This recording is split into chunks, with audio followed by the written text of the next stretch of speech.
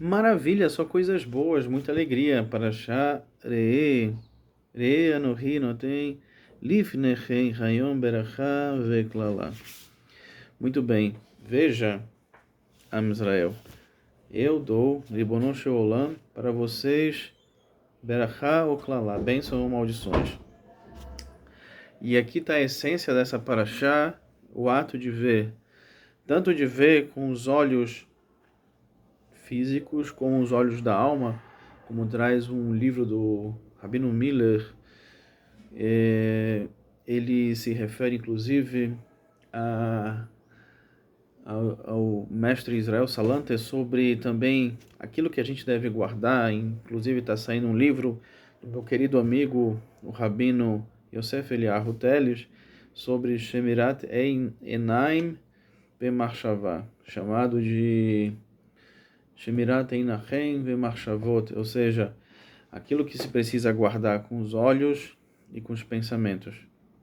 Também, Baruch Hashem, vamos ter uma série de livros em português que vão ser lançados ainda no final desse ano de 5.784, e também outros livros que vão vir a partir do ano de 5.785 também, para enriquecer ainda mais a língua portuguesa, dos livros tanto em inglês e em hebraico, com temas muito pertinentes, que são temas ligados a Dere Eretz, também Alahá, Kemará, Kashrut, e dessa forma todo o homem Israel vai crescer.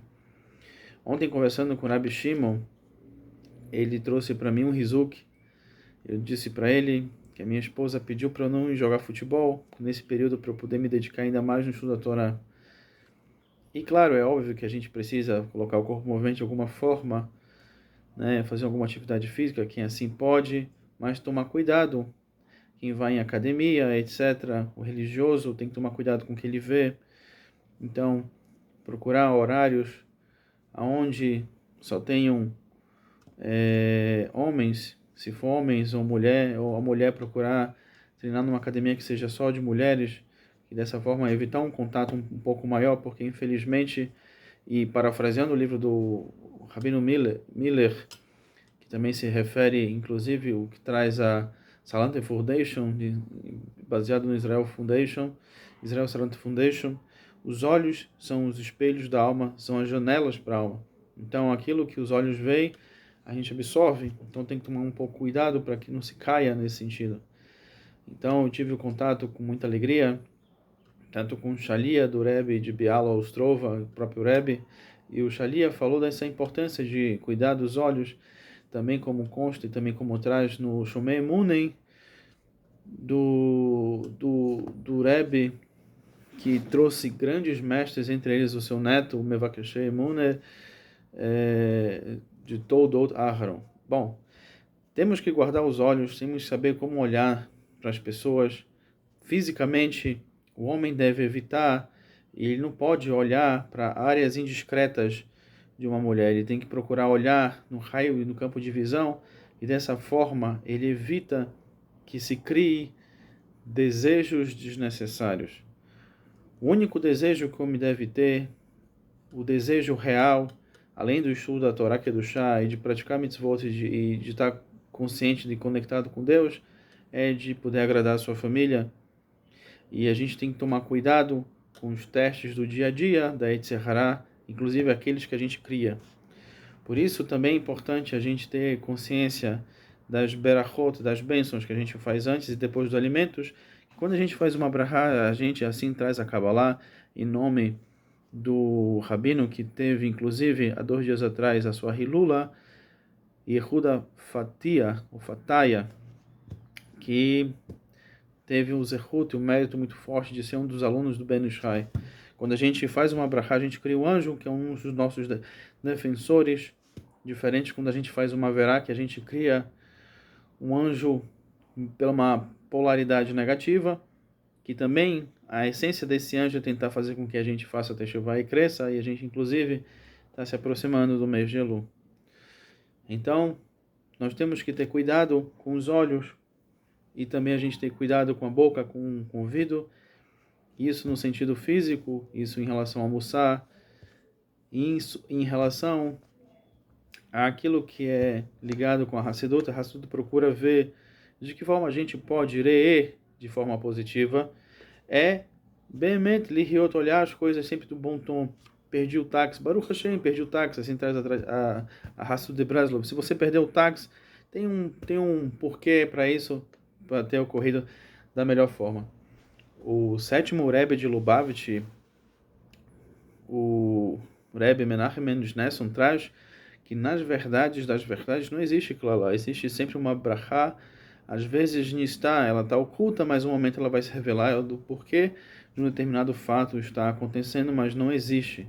Agora, é claro que plantamos aquilo que colhemos, uma hora a conta chega, e se você colocou boas ações no seu recipiente, você vai receber boas ações, me dá me dá, uma hora ou outra a conta vai chegar.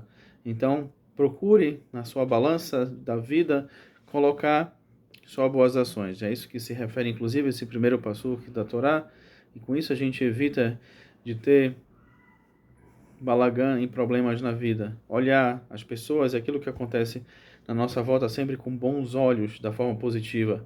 Ah, aquela pessoa, veja, ele ainda não está comendo kasher, não guarda Shabbat, mas Baruch Hashem, ele está indo na sinagoga.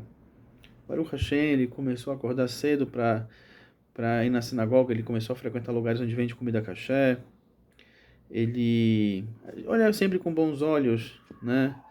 É isso que ensina a vida pra gente. Agora, ter consciência também, como traz o próprio Admor Hazaken, o Balatânia, aquele que escreveu e trouxe o Tânia para nós, que aquilo que a gente absorve em relação ao alimento, isso tem uma relação com a nossa Neshama. Então, por isso é muito importante comer kasher dentro do sentido, no contexto da Hassidut.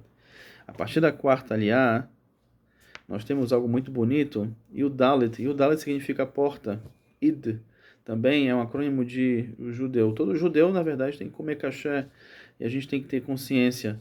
Bania tem lá shen lo titgodudu velo tasimu korcha beyon enechem leman. Então, diante dos nossos olhos, começa a se falar os tipos de animais que a gente pode comer. E o simanim é casco fendido, né? Ruminante, que tem as patas mais ou menos assim. E tudo isso que a gente come, aquilo se refere a nós. E o próprio Passuque fala também a importância.